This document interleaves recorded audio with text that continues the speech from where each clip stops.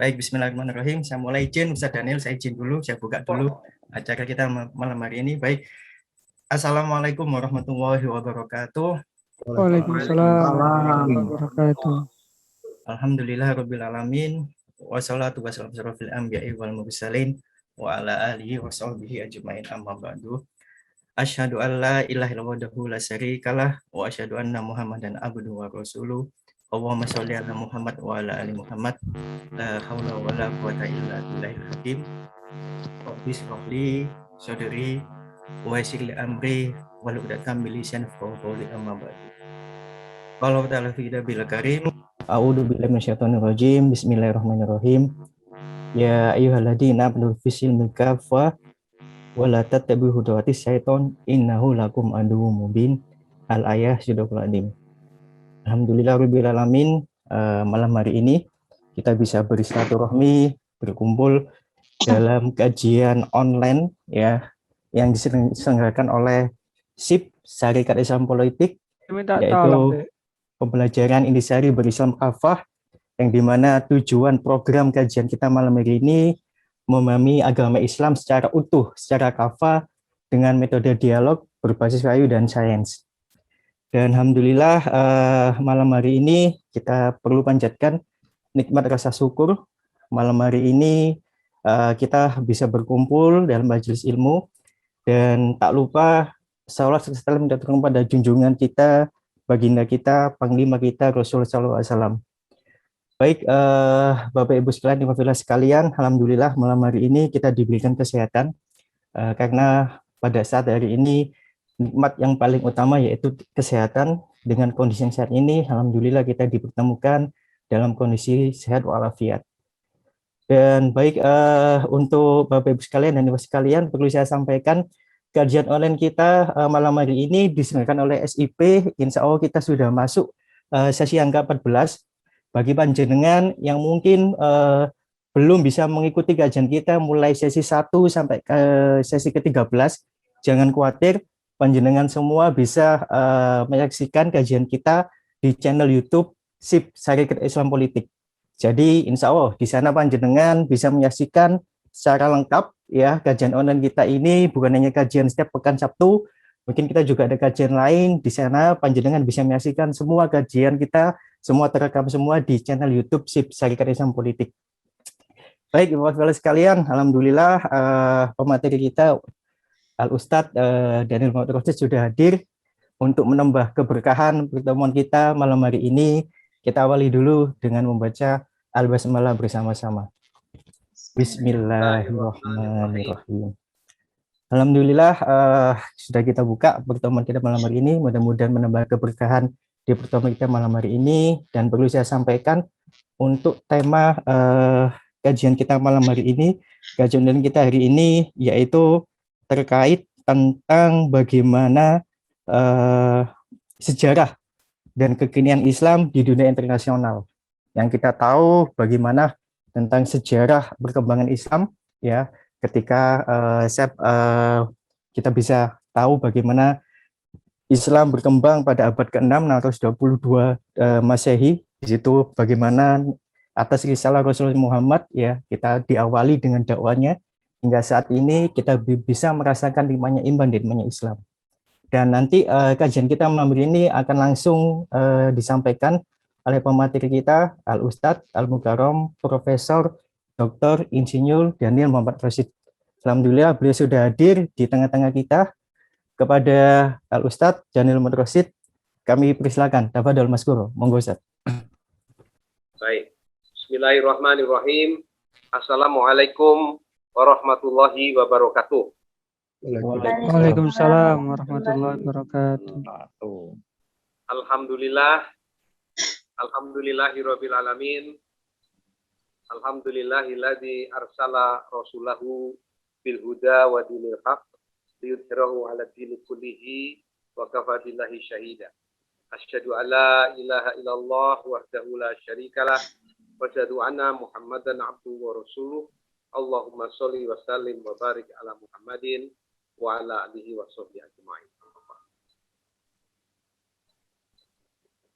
Bapak Ibu sekalian yang saya hormati dan saya muliakan, alhamdulillah malam ini kita bisa berjumpa dalam sesi Zoom kajian Islam Kafah melalui program online Syarikat Islam Politik. Malam ini saya mendapatkan amanah untuk membawakan satu sesi bertema sejarah dan kekinian Islam di dunia internasional. Ya. Ini topik yang sangat luas. Saya akan mencoba mempresentasinya secara pendek, secara ringkas. Waktunya cuma 1 jam. 1 jam. Barangkali saya akan mencoba membaca, menyampaikan bacaan saya tentang sejarah umat Islam yang merentang paling tidak selama 2000 tahun terakhir ini secara ringkas. Ya. Ada dua paper atau bahkan 3. Tadi sudah saya sampaikan kepada Prof. Watamsari. Paper ini saya tulis beberapa tahun yang lalu dalam satu sesi seminar internasional di FISIP UNER, di FISIP Universitas Erlangga. Ya. Kemudian ada satu paper lagi, paper internasional sebetulnya, di UIN Sunan Ampel, yang nanti akan saya sampaikan setelah sesi ini selesai. Ya. Bapak Ibu sekalian, pertama soal sejarah. Ya. Nah, di dalam kajian-kajian sejarah, paling tidak ada 2 pandangan yang mengemuka. Ya, pertama, pandangan saya kira yang paling serius, salah satu ilmuwan terkemuka yang cukup dijadikan semacam referensi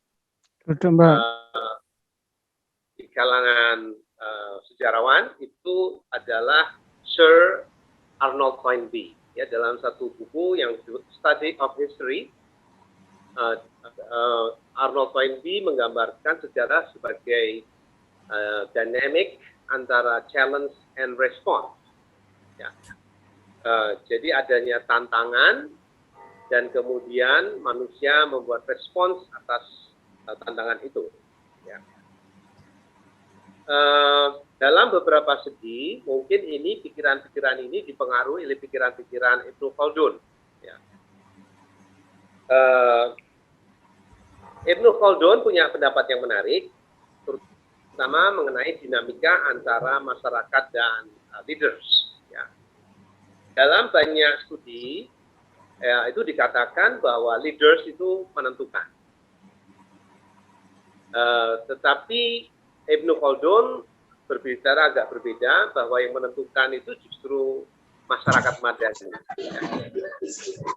Jadi ini siapa yang membentuk sejarah itu tadi antara masyarakat atau pemimpin. Ya. Jadi ini saya kira kekuatan-kekuatan sosiologis yang membentuk sejarah. Ibu bapak sekalian, nah saya akan mencoba mengutip prinsip sejarah yang bisa saya pahami dari Al-Quran. Ini kalau kita memahami Al-Quran sebagai satu paradigma, satu himpunan paradigmatik tentang prinsip-prinsip sejarah, ya, itu salah satunya kita bisa lihat di dalam suratul Anbiya ayat 104. Ya, di dalam surat ini Allah berfirman, Bismillahirrahmanirrahim. Yauma natwis samaa kattayyib lil kutub kama bada'na awwala khalqin nu'idu wa'dan alaina inna kunna fa'ilin. Secara di dalam Al-Quran itu di dalam surat Anbiya ayat 104, ya. Yauma natwis samaa kattayyib lil kutub kama bada'na awwala khalqin nu'idu wa'dan alaina inna kunna fa'ilin. Dalam prinsip ini Allah mengatakan bahwa yauma natwis samaa. Sejarah itu seperti Allah menggulung angkasa, ya, langit. kata yisijilil kutub. Jadi seperti melakukan pembukuan. Kama bada'na awala khalqin nu'iduhu. Ya. Lalu ada semacam pengulangan. Ya. Kami telah menciptakan satu penciptaan, kemudian nu'iduhu. Ya. Diulang. Wa'dan alaina inna kunna fa'ilin. Ya. Jadi yang menempa sejarah itu adalah Allah. Inna kunna fa'ilin. Ya, jadi manusia boleh membuat perencanaan-perencanaan, mencoba melawan kekuatan-kekuatan zalim, tetapi hukum sosiologis ternyata tidak semua upaya-upaya orang-orang yang lurus itu berhasil. Ya. Dan di dalam periodisasi sejarah Islam itu dikenal ada paling tidak ada empat periode. Periode yang pertama itu periode kenabian, ya. Periode kenabian itu berlangsung kurang lebih selama 10 tahun efektif, ya, kira-kira sejak hijrah di Madinah itu kira-kira terbentuk masyarakat Islam sebagai satu model yang tadi dikatakan sebagai Islam yang kafah, yang menyeluruh, ya, sebagai sebuah masyarakat di mana seluruh aspek kehidupan sosial, ekonomi, politik, hankam, dan sebagainya itu dikelola dalam satu wilayah yang mungkin relatif terbatas. Ya. Kemudian periode yang kedua itu periode Khulafaur Rasyidin, ya, pengganti Nabi yang keempat. Ya. Itu yang itu periode yang kedua. Ya.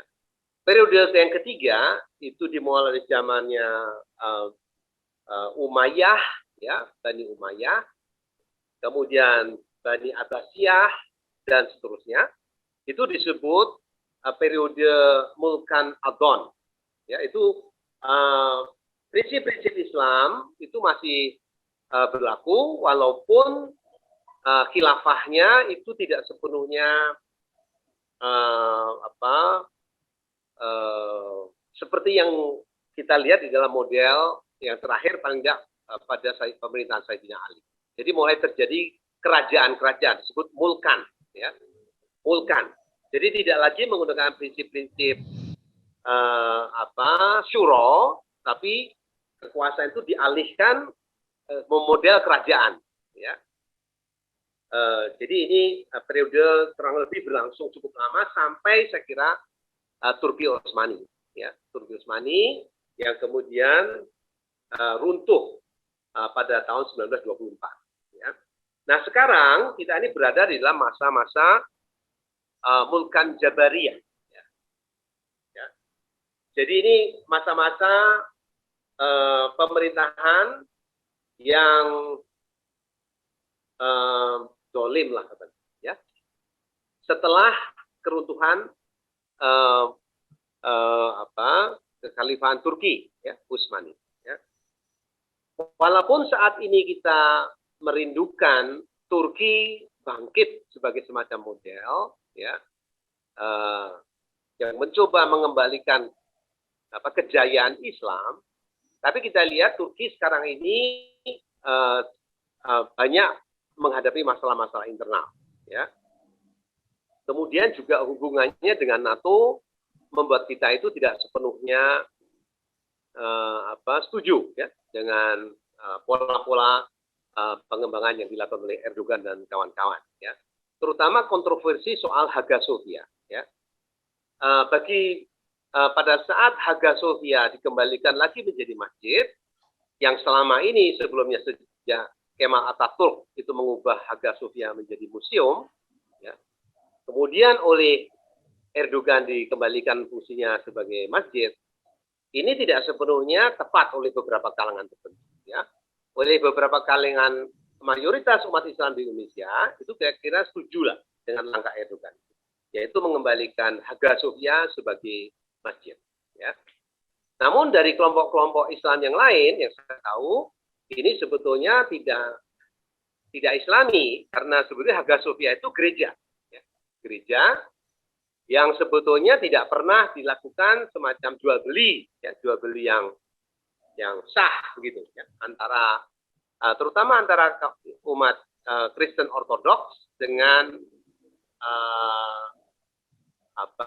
mungkin generasi awal dari katakan Sultan Al-Fatih ya, yang kemudian seolah membeli atau menguasai ini tidak begitu jelas. Tetapi sebetulnya kalau itu terjadi transfer peralihan fungsi dari gereja menjadi masjid, mestinya memang ada transaksi yang jual beli yang seperti kita lihat di beberapa tempat di Inggris yang saya tahu tahun 90-an, akhir tahun 80-an sampai 90-an waktu saya sempat belajar di Newcastle, itu memang banyak gereja-gereja yang gereja-gereja yang kosong ya. Gereja-gereja yang kosong dan masyarakat Inggris praktis sudah tidak beragama lagi. Ya, jadi kalau kita lihat orang Inggris tahun 80-an itu mereka sudah meninggalkan Kristen, Anglikan paling tidak. Ya, jadi kalau kita lihat dinamika Islam di Inggris yang saya tahu dan juga di Jerman, di Belanda dan seterusnya, itu justru Eropa itu merupakan sasaran kristenisasi. Ya. Karena anak-anak muda sudah mulai meninggalkan gereja, yang mengisi gereja itu orang-orang tua. Lalu Islam yang dibawa oleh kaum imigran, kalau di Inggris itu kaum imigran dari Pakistan, India, dan Bangladesh, itu membawa Islam masuk ke Inggris. Ya. Dan sekarang kita lihat komunitas Muslim di Inggris itu cukup besar. Ya. Bahkan wali kota Inggris saat ini itu seorang Muslim. Wali kota London maksud saya. Wali kota London saat ini adalah seorang Muslim. Dan tempo hari duta besar Inggris untuk Indonesia itu seorang Muslim juga, orang Pakistan. Ya. Jadi saya kira kita lihat bahwa dinamika perkembangan Islam di dunia, saya kira itu memang mengalami pasang surut, dan yang paling surut kita lihat itu adalah waktu kejatuhan kekhalifahan Turki Utsmani. Ya, dan ini kita lihat di dalam sejarah, bahkan dalam perspektif kehidupan Nusantara, ya, itu boleh dikatakan, kalau dikatakan oleh Bung Karno, bahwa Bung Karno menggali nilai-nilai Pancasila itu di dalam kehidupan masyarakat Nusantara. Ya, itu beliau temukan nilai-nilai Pancasila itu justru selama masa kekhalifahan Turki Utsmani. Ya. Jadi Pancasila itu hidup, subur, justru selama di bawah pengaruh Turki Utsmani. Ya. Dan kemudian kalau kita lihat puncaknya pada saat Eropa masuk, pertama orang-orang Portugis yang masuk membawa agama Kristen, dan kemudian Belanda, Inggris, dan seterusnya. Ya, itu yang sebetulnya memporak-porandakan ya, kehidupan Pancasila itu. Dan kita lihat pada saat kalau kita lihat dinamika sidang rapat-rapat BPUPKI maupun PTKI sampai sidang-sidang selanjutnya, itu terjadi pertarungan gagasan tentang dasar-dasar ya, negara Republik Indonesia ini. Ya. Memang dipilih oleh para pendiri bangsa yang sebagian Muslim dari kaum Muslim, lalu kaum nasionalis, ya, kebangsaan, itu Republik. Jadi prinsip-prinsip Republik itulah yang dipilih sebagai semacam pilihan di luar pilihan kerajaan ataupun teokrasi, ya, di pilihan Republik. Ya. Jadi saya kira ini dari segi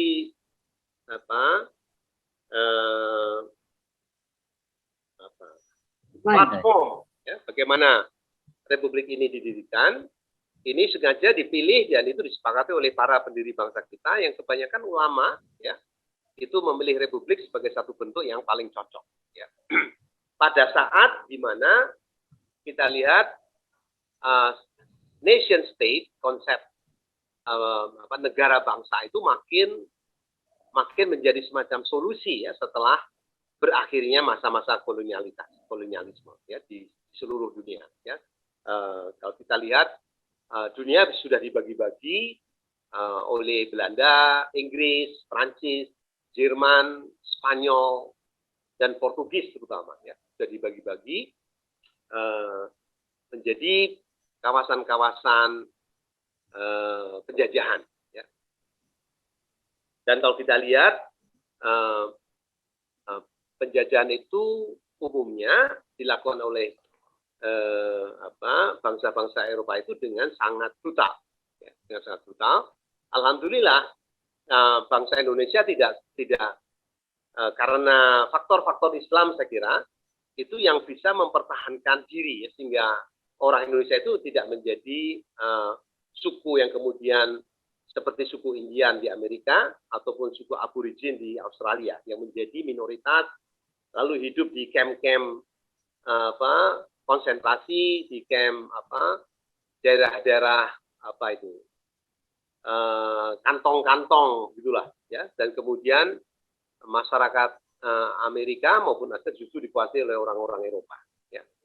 Jadi saya kira ini faktor Islam yang menjelaskan mengapa nasib Nusantara dan Malaysia terutama dan mungkin beberapa tempat lain di ASEAN nanti akan saya singgung di bagian akhir dari diskusi kita ini, bagaimana peran Melayu Islam dalam membangun kekuatan alternatif menghadapi Cina terutama, bagaimana kita bisa membangun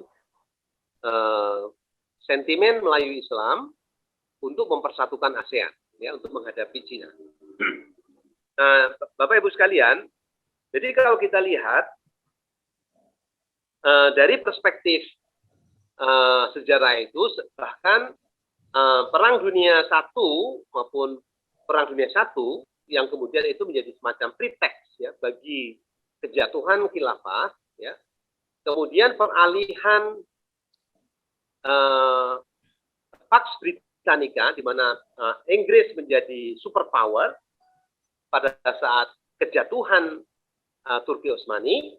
Kemudian dengan Perang Dunia Kedua itu terjadi semacam perubahan kekuasaan, ya, terjadi pergeseran kekuasaan dari Inggris ke Amerika. Ya, sebetulnya ini tidak terjadi pergeseran yang berarti secara substansial, karena prinsip-prinsipnya tetap sama. Ya, Inggris dan Amerika itu boleh dikatakan sama dan dibangun lah, ya. Walaupun tidak sepenuhnya sama, tetapi prinsip-prinsipnya ini karena ini terutama karena boleh dikatakan ini adalah kemenangan Nasrani ya,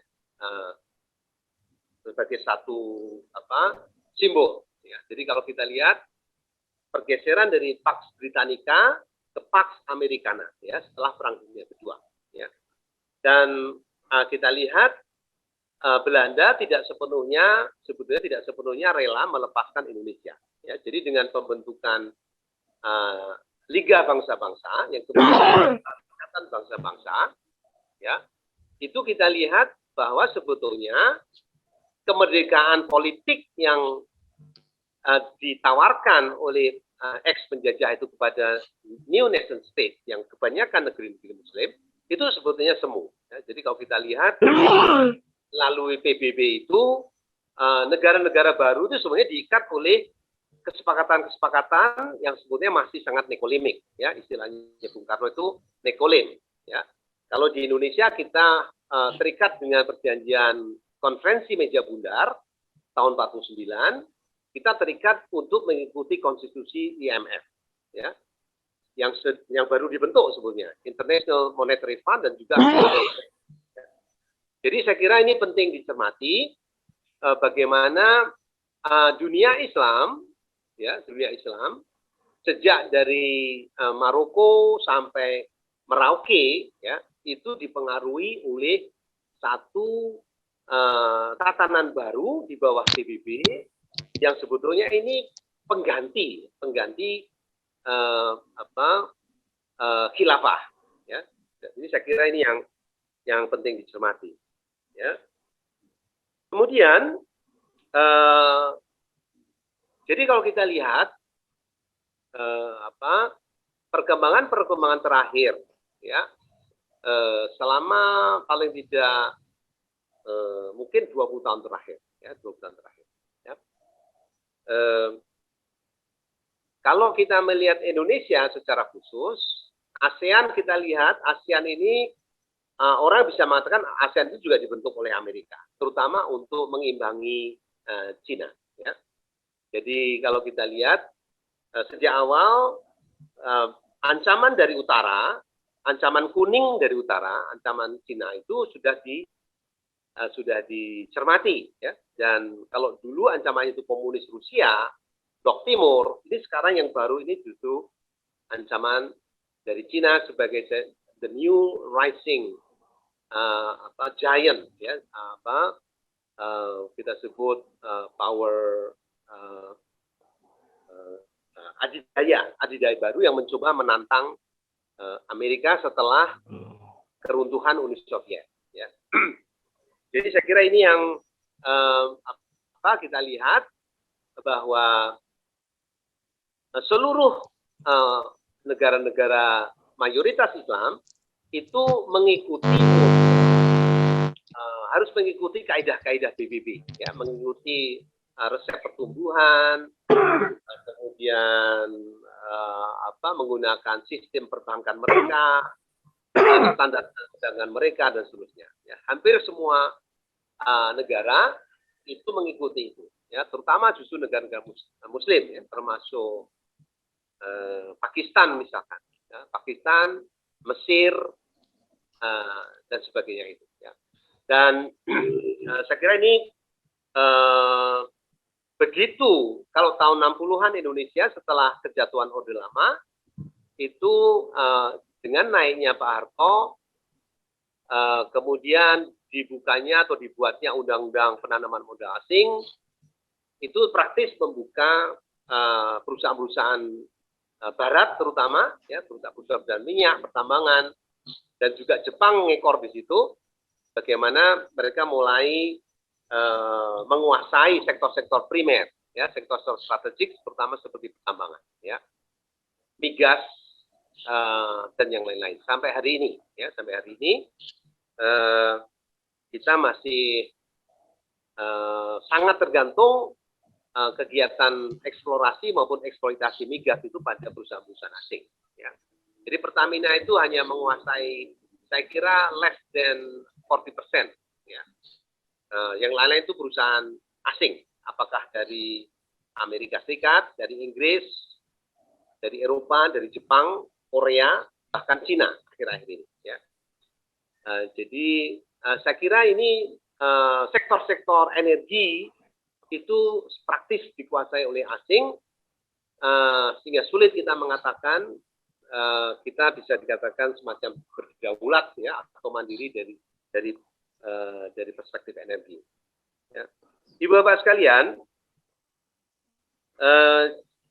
jadi kalau kita lihat bagaimana pengaruh global terhadap bangsa-bangsa yang mayoritas Muslim, itu kita lihat dari jargon globalisasi.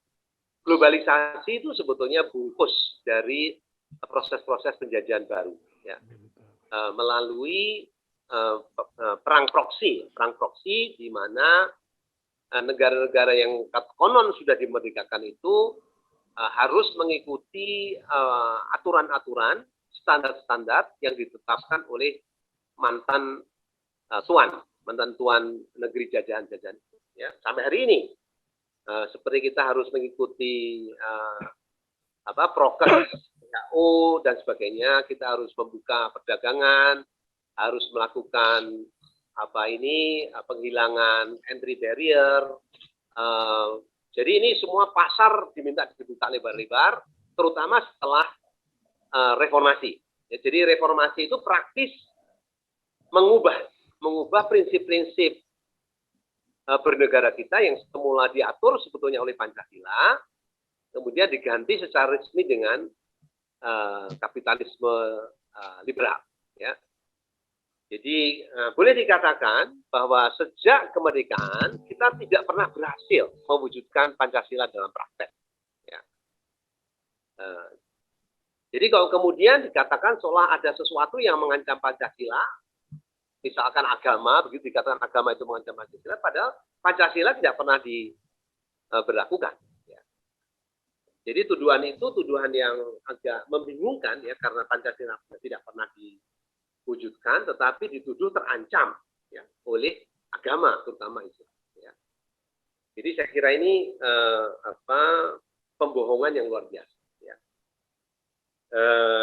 Jadi kalau kita lihat, terutama saya kira globalisasi itu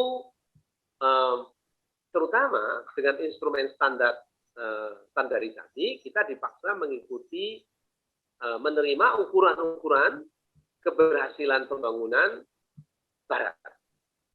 Kehidupan perguruan tinggi kita itu sangat tergantung pada standar-standar Barat. Ya. Exercise rankingan perguruan tinggi dan seterusnya itu merupakan satu exercise yang sebetulnya untuk memperpanjang dominasi Barat, ya. Supaya kita mengikuti model mereka, ya. Dulu kalau orang asing itu meneliti, itu harus dapat izin dari Bapeda atau dari pemerintah pusat. Sekarang ini bahkan hasil penelitian kita store ke mereka dan kita harus bayar ya melalui Scopus. Ya. Jadi ini aneh sekali, ya. Aneh sekali. Tapi kita tidak merasa terjajah. Ini yang justru mengkhawatirkan saya. Ya. Jadi mestinya kita ini cukup percaya diri, apalagi negeri Indonesia seluas Eropa ini memiliki potensi-potensi dan ladang yang subur untuk penelitian-penelitian kelas dunia sebetulnya. Ya. Tetapi kita dipaksa untuk mengikuti pola-pola asing. Ya. Ini yang mesti kita cermati dan akibatnya kita gagal mengembangkan satu body of knowledge yang dibijakkan pada Pancasila sebagai satu pandangan hidup. Ya. Dan kita tahu bahwa tergantung kita sebetulnya kalau kita mau mewarnai Pancasila dengan Islam, maka mestinya tantangan mengembangkan ilmu-ilmu sosial, terutama ilmu sosial, ya, ekonomi dan politik terutama, itu yang dijiwai oleh Pancasila dan Islam. Ini yang kita gagal. Ya. Saya kira seperti Fakultas Ekonomi UNER misalkan. Fakultas Ekonomi UNER baru punya Fakultas Departemen Ekonomi Syariah, saya kira. Itu 10 tahun terakhir. Ya. Dan kalau kita lihat Fakultas Ekonomi di tempat lain, itu ekonomi Islam, itu pilihan yang bukan pilihan yang banyak peminatnya. Ya. Jadi kalau kita pergi ke UGM atau ke UI sebagai semacam kiblat pengembangan ilmu ekonomi, saya kira hampir semuanya berkiblat ke barat. Ya. Jadi saya kira ini satu persoalan ya, karena kalau kita biarkan Pancasila itu hanya sebagai filsafat, tapi kita tidak kembangkan menjadi sains, ya ini sebetulnya omong kosong. Ya. Jadi kalau kita lihat mestinya ada pekerjaan saintifik melalui penelitian dan seterusnya, termasuk nanti pengembangan teknologi yang dibijakkan atau diinspirasikan oleh prinsip-prinsip Islam. Itu saya kira akan menarik, ya. Tapi kita tidak cukup percaya diri untuk melakukan itu karena kita disibukkan oleh standar-standar. Ya, kalau kita tidak mengikuti standar, kita dianggap kampungan lah. Ya, kampungan, tidak bermutu, dan sebagainya. Jadi saya kira ini satu bentuk penjajahan, perang proksi yang selalu didengung-dengungkan, terutama di dunia kampus. Ya. Bayangkan kalau kampus itu kehilangan kemandiriannya sebagai semacam pusat kecerdasan, ya. Pusat kecerdasan bagi bangsa ini, ya maka kita pasti mengalami kesulitan untuk membangun satu body of knowledge yang dibutuhkan yang sesuai dengan pengembangan tradisi maupun budaya bangsa ini yang sebetulnya sangat Islami. Ya. Nah, Bapak Ibu sekalian, saya kira yang terakhir ini saya kira perlu kita cermati bersama, ya, agenda-agenda bagaimana kita mengambil peran lebih besar, terutama dalam perubahan-perubahan terbaru yang dibawa oleh Cina sebagai raksasa baru ekonomi, yang kemudian dengan program obor One Belt One Road itu berusaha menjadikan banyak negara sebagai satelit-satelitnya. Ya. Dan saya kira kita berada dalam ancaman itu saat ini. Ya. Tentu kita tidak ingin jatuh, ya, jatuh keluar dari mulut buaya, ya, buaya barat lah seperti itu, ya, jatuh ke mulut naga. Ya, saya kira ini kita memerlukan satu upaya yang saya lihat sebetulnya kalau kita mau membangun kekuatan Islam internasional, paling sedikit sebetulnya kita punya bekal ASEAN, ya, walaupun ASEAN semula mungkin bentukan Amerika juga, ya, untuk menghadang Cina, ya. Jadi tapi sekarang ini kita memiliki semacam nasionalisme yang agak kebablasan di satu segi, ya, padahal di segi lain sebetulnya konsep nation state sendiri itu sebenarnya sudah mulai tidak relevan, terutama bagi anak-anak milenial. Ya. Anak-anak milenial mungkin sudah tidak lagi terlalu peduli dengan negara, mereka lebih peduli dengan negara Facebook maupun Twitter maupun TikTok, ya. Tidak lagi terlalu concern, ya, dengan negara seperti yang kita kenal. Ya. Saya kira ini bagian dari proses yang terjadi selama 20 tahun terakhir ini, di mana pendidikan kita semakin pragmatis, semakin teknokratis, hanya menyiapkan anak-anak kita untuk bisa bekerja, ya, terutama bekerja bagi kepentingan asing, cukup terampil untuk menjalankan mesin-mesin, tapi sekaligus cukup dungu, ya, untuk bekerja bagi kepentingan asing, ya. Jadi saya kira ini tren yang saya baca, ya, dan ini satu ancaman yang bersifat laten dan sudah mulai kita rasakan, ya, selama beberapa tahun terakhir ini. Dan saya kira kita memerlukan satu upaya yang lebih sistematik, ya, untuk membangun body of knowledge yang kita pijakkan pada nilai-nilai Pancasila dan Islam, yang itu kita pakai sebagai instrumen bagi pembangunan. Dan kalau kita lihat, kita bisa memanfaatkan ASEAN sebetulnya. Kita memiliki kesamaan dari perspektif Melayu, Islam, dan itu saya kira modalnya luar biasa besar, ya, kalau kita bisa mengelolanya dengan baik. Kita bisa mulai merintis kerjasama ASEAN, kita hidupkan kembali ASEAN ini sebagai satu, saya tidak ingin mengatakan powerhouse, ya, satu mungkin tidak seperti Uni Eropa, ya, yang kemarin ada masalah dengan Brexit, ya. Tapi ini satu kekuatan regional yang menurut saya perlu diperkuat, ya. Sekarang ini praktis Indonesia seperti kehilangan role sebagai leaders, ya, karena dia tidak bisa menjadi contoh, ya. Dan saya kira kalau Indonesia tidak tampil memimpin ASEAN, ini menurut saya berbahaya, ya, dan ASEAN menjadi sangat lemah dan mungkin akan lebih banyak ditentukan oleh Singapura sebagai semacam boneka, ya, boneka Amerika maupun boneka Yahudi, ya, yang ada di jantung ASEAN sebetulnya. Jadi saya kira kita perlu menyusun semacam blueprint, ya, blueprint menjalin hubungan kembali. Paling tidak kita bisa mulai dengan antar kampus, ya, Saya kira hubungan antara ISMI dengan to some extent mungkin dengan kalau di Malaysia itu ABIM ya, yang dulu dipimpin oleh Datuk Anwar Ibrahim. Saya kira ini perlu dijahit kembali perspektif Melayu Islam ini, tidak dalam rangka mengangkat politik identitas secara ekstrim gitu ya, tetapi ini saya kira seperti tesisnya Huntington, culture does matter ya. Jadi memang kultur itu akan menentukan ya. Jadi nilai-nilai yang hidup sudah mendarah daging di tempat kita, di pikiran-pikiran Melayu Islam itu akan penting ya.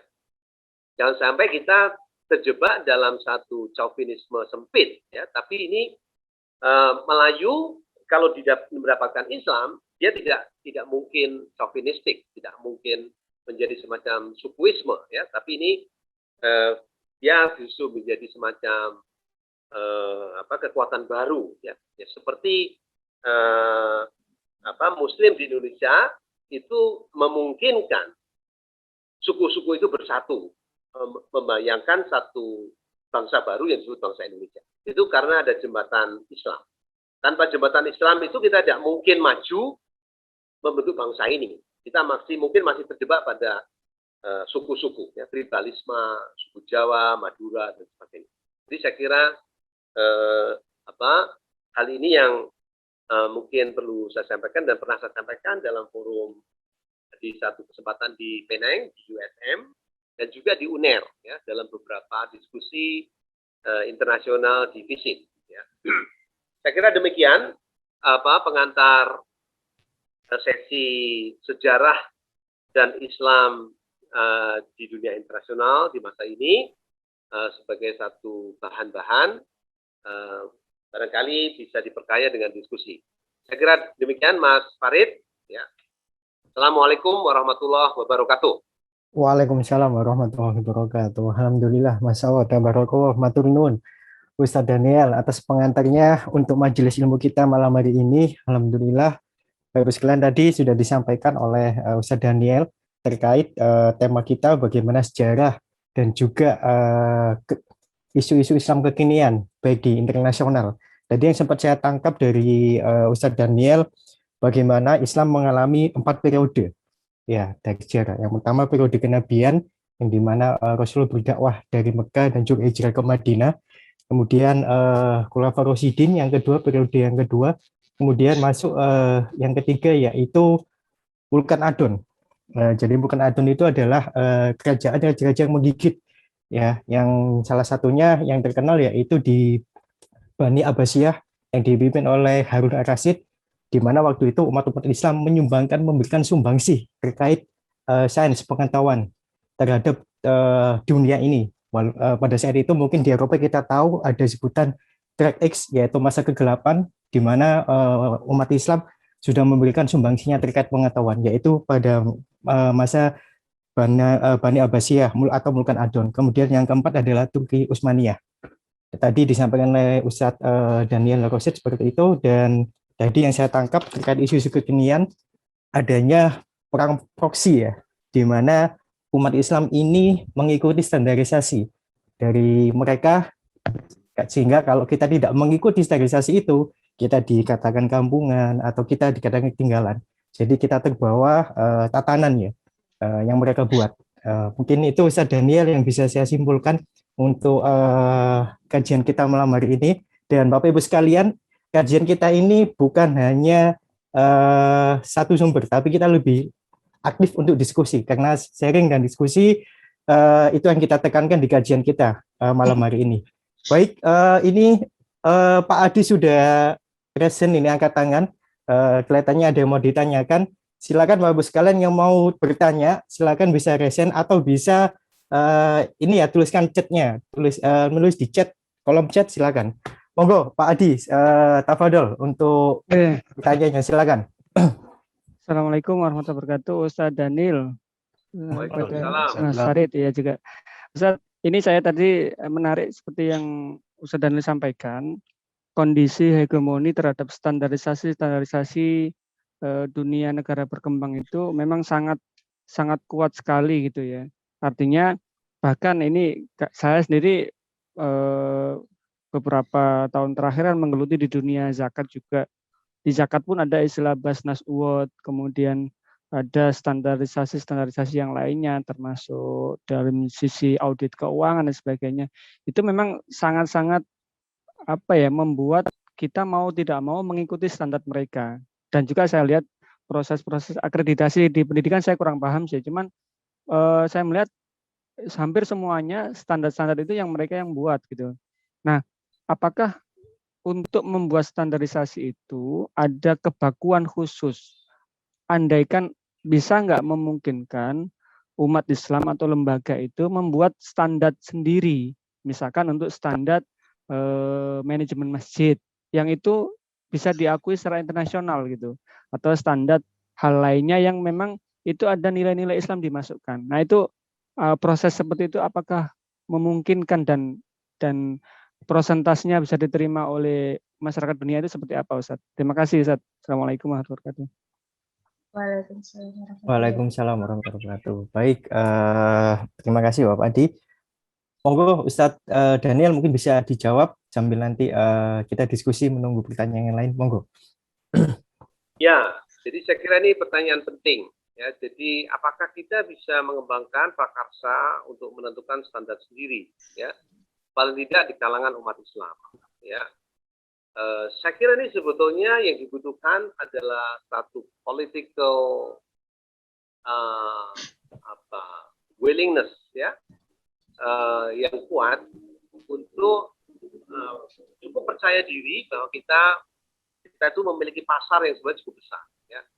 Jadi kalau kita mengikuti standar kita sendiri sebetulnya, ya, yang kita susun untuk kepentingan kita sendiri, misalkan mengintegrasikan prinsip-prinsip syariah di dalam standar, itu sebenarnya bisa. Ya. Tapi kita tahu, apalagi tidak bisa kita perluas sampai ke negara-negara OKI misalkan, organisasi konferensi Islam. Ya. Tapi kita tahu memang OKI tidak seperti yang kita harapkan. Ya. Jadi ini memang dinamika internasional tidak menghendaki umat Islam itu mandiri. Ya. Sebab kalau mandiri ya berarti tidak bisa dijajah. Ya. Jadi saya kira ini yang persoalannya politik. Ya. Jadi kita memang memerlukan satu leadership yang kita tidak punya sekarang ini. Ya. Apakah kita memiliki Turki ya sebagai leader? Saya kira belum mencapai itu. Ya. Jadi saya kira kita memiliki satu tantangan yang luar biasa besar. Bahkan di dalam negeri pun kita umat Islam boleh dikatakan masih terpecah-pecah. Ya. Jadi ini agenda besar kita masih di situ. Ya. Jadi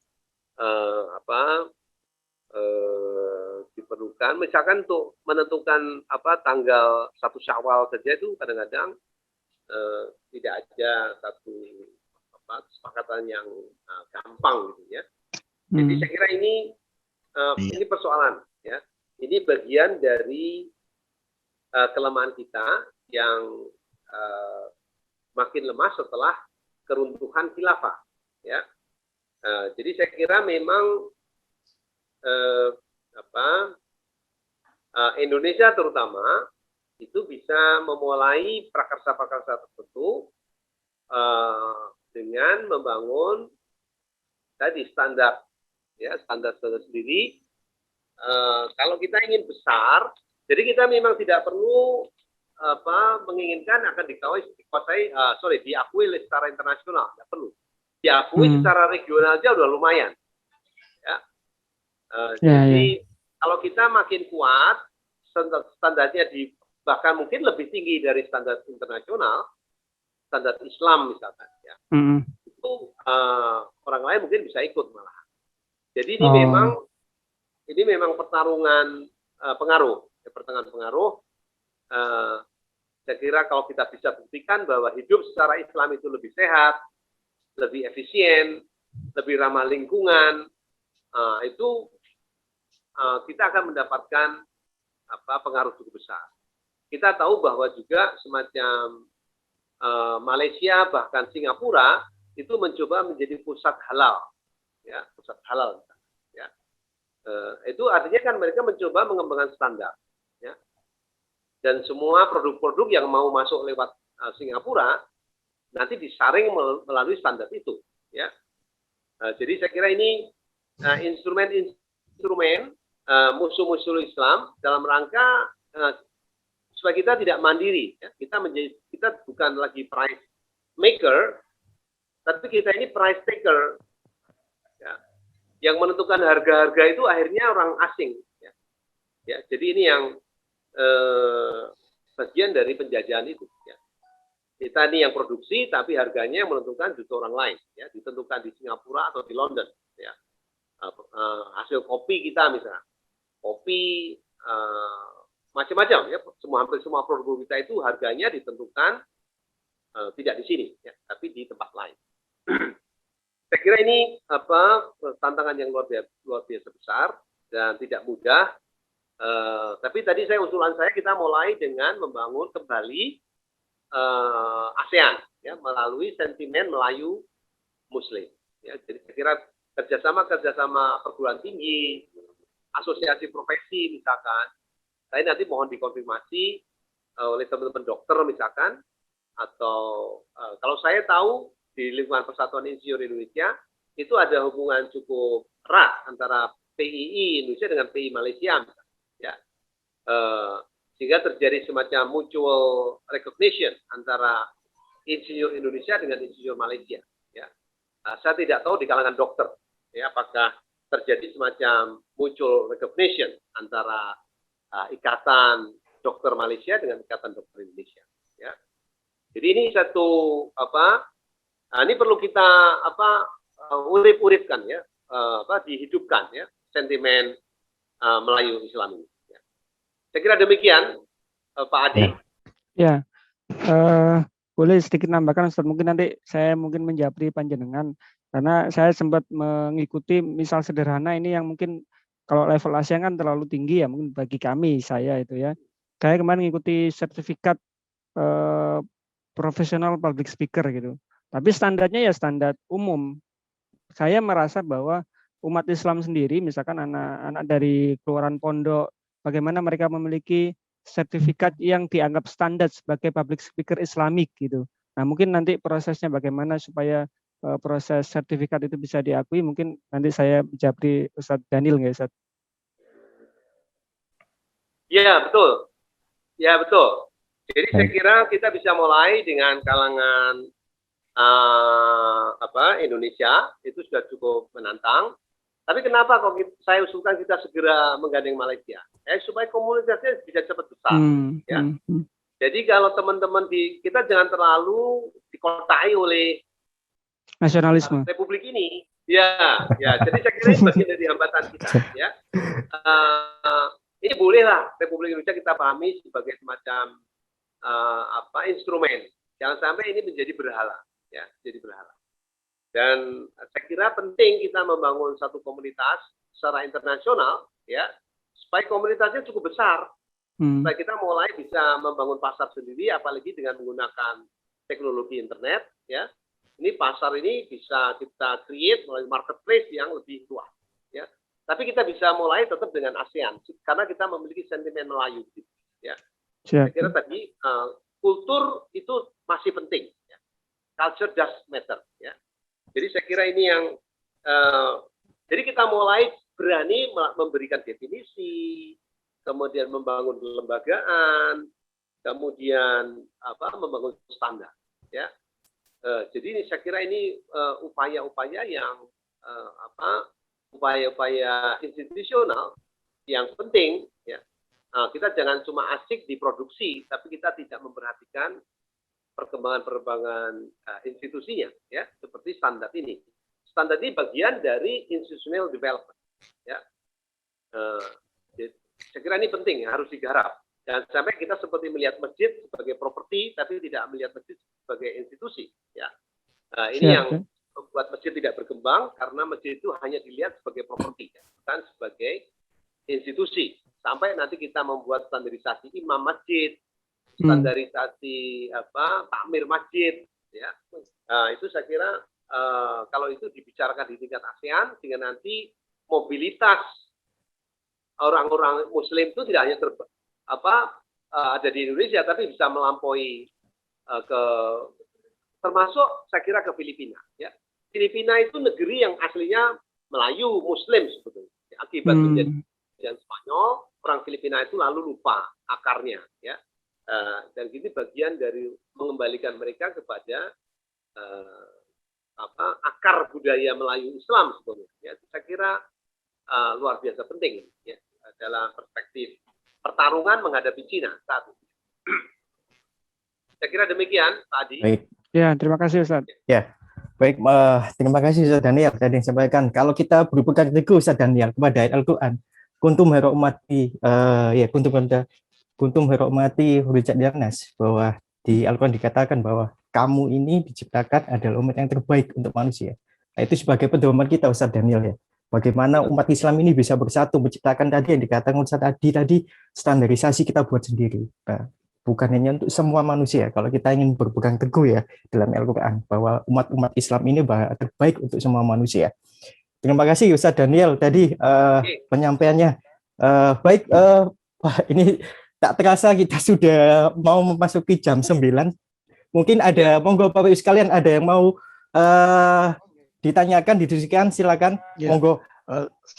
Iya. Oke, monggo Ustaz Fuad. Saya berikan sedikit aja supaya ada optimisme lah. Jadi untuk kajian kita ini bagi materi Islam Kafa, ya, Islam Kafa itu sudah diberikan sejak 13 sesi yang lalu. Ini sesi yang ke-14. Nah, sesi yang ke-14 ini tidak terlepas dari sesi yang ke-15.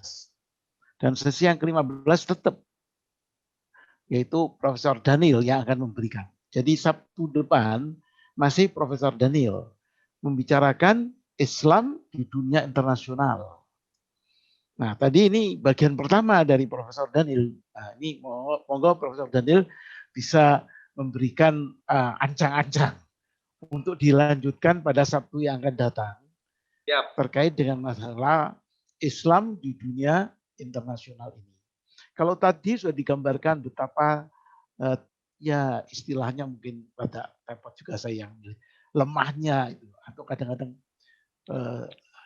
beratnya atau mungkin terpuruknya Islam di dunia internasional saat ini, sedangkan dimensi dulu sempat kita jaya memimpin dunia, menyelamatkan peradaban manusia.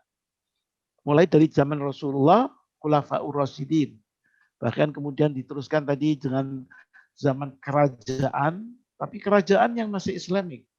Kerajaan masih diberi nilai-nilai Al-Quran, nilai-nilai Islam yang dipakai untuk mengelola kerajaan. Sampai jatuhnya Utsmani. Tapi ceritanya jatuhnya Utsmani ini sendiri juga perlu didalami. Kenapa kok bisa jatuh dia?